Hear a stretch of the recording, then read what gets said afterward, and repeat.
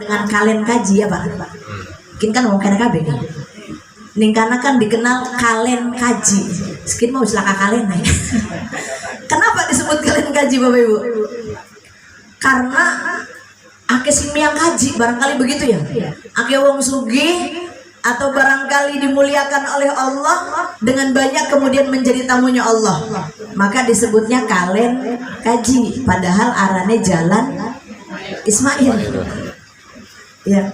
Nah, skin ganti, kin gadalan kaji. Karena banyak.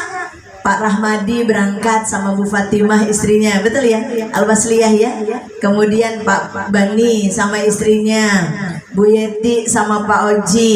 Ke situ lagi ada Bu Titin. Oh, lurus ada lagi. Halimatus Sa'diyah. Oh iya, tantenya Ustadz Ayub berangkat lagi tahun ini. Iya, bibiku tante orang pada baik. Aduh, wong eretan mah bukan orang kenal tante, wong sindang mah kenal tante.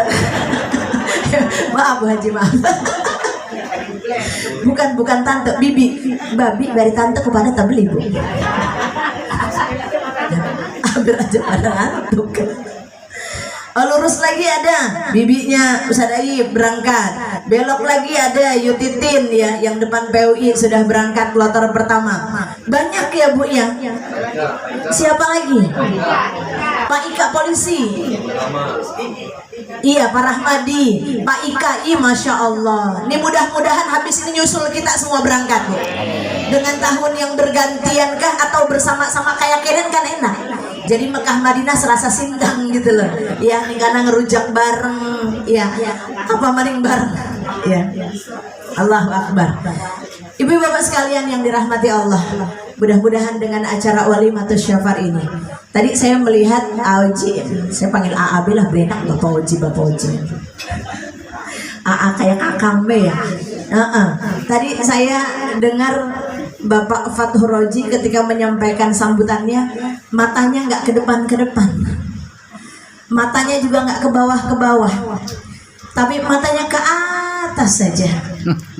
Ini sebagai satu isyarat kalau saya memaknai secara psikologi komunikasi.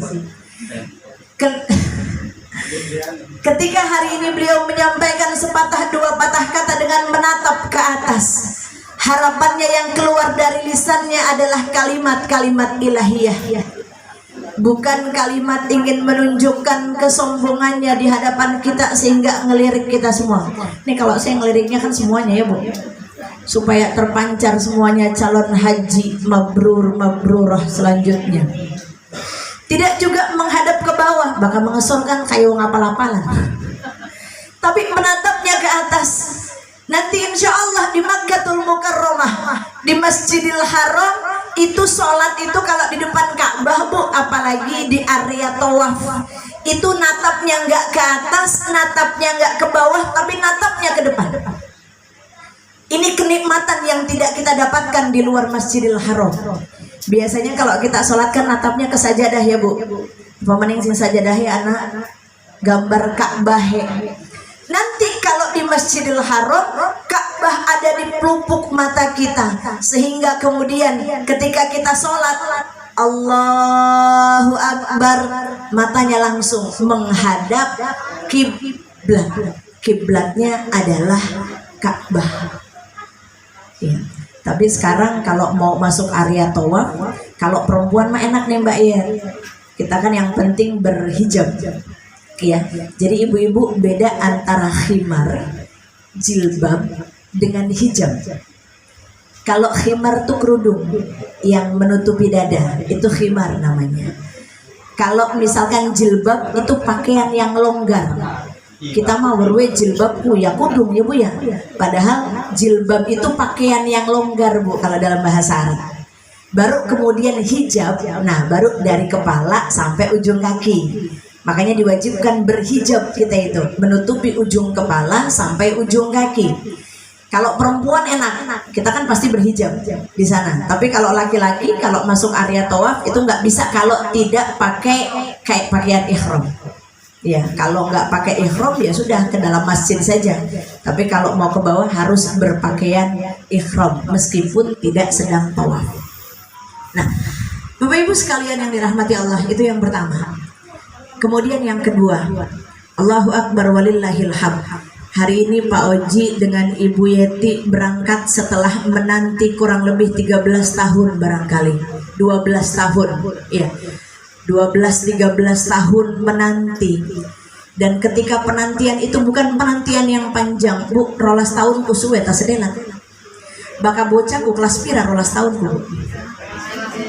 SD kelas 6 gitu ya. Bocah kelas 6 kubung gede kenai pegel tabli. Kan kerasa ya Bu ya.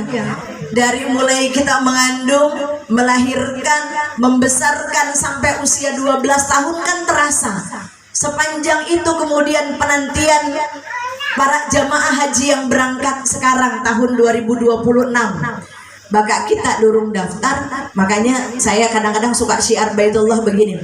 Bapak Ibu atau remaja putra, remaja putri, atau bagi mereka yang baru berumah tangga, yuk sebagaimana hadis Nabi yang disampaikan oleh Ibnu Mas'ud, kejarlah akhirat maka dunia akan ngintil.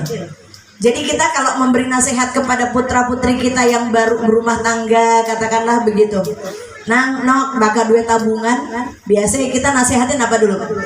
Dikumpuli nganggo tuku umah misalnya gitu, nganggo tuku kendaraan, atau buat apalah yang orientasinya kadang-kadang kita dunia nih Bu ya, yang nggak apa-apa sih sebetulnya ketika orientasinya dunia, karena yang namanya orang berumah tangga mungkin berpandangannya belum jauh sampai kemudian menyempurnakan rukun Islam yang kelima.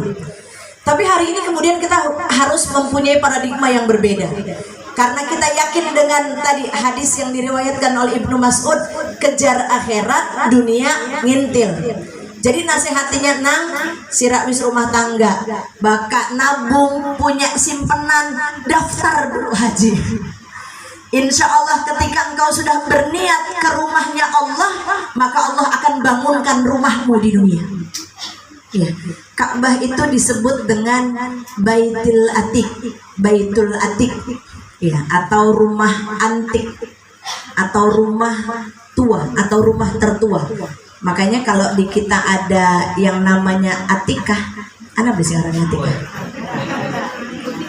Ada. Oh. Ibu berarti anak nomor 1. Iya, begitu. Jadi kalau Baitul Atiq itu namanya rumah antik atau rumah tertua. Jadi kalau ada yang namanya Atikah, biasanya anak nomor 1. Ya, tua sih. Bukan ibunya, ya begitu. Nah, itu yang kemudian menjadi satu pelajaran, karena yang daftar 2012-2013 berangkat 2026, apalagi sekarang baru mendaftar, masya Allah ya. Tapi insya Allah karena pemerintah sudah semakin sudah semakin terus memperbaiki diri. Makanya tadi Oji katakan bukan hanya denda nanti untuk yang melakukan pelanggaran, tapi sampai didiskualifikasi. Ya, Bu, diminta sama Allah Subhanahu Wa Taala, ketika engkau datang ke rumahku, datanglah sebagai hamba, menundukkan hati, menundukkan pandangan, bahwa ketika engkau datang, kau tidak bawa apa-apa, sebagaimana engkau dilahirkan.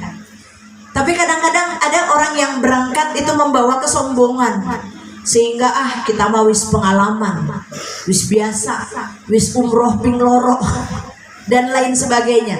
Kesombongan ini yang dalam pandangan Allah jangankan engkau ucapkan dengan lisanmu, yang terbersit saja dalam hatimu, yang terbersit saja dalam pikiranmu, ini Allah tahu.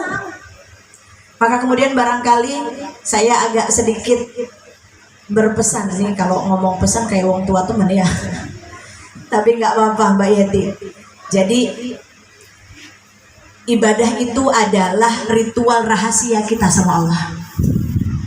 Sebisa mungkin kita jaga rahasia kita hanya kepada Allah. Jangan sampai kita lagi bermunajat bersama Allah, kita lagi mengadu sama Allah, dikotori dengan kita ingin dipandang oleh manusia. Jadi ibu-ibu kalau ada jamaah berangkat umroh kah, berangkat haji kah, yang kalau pegawaiannya posting baik, ya ibu kalau bisa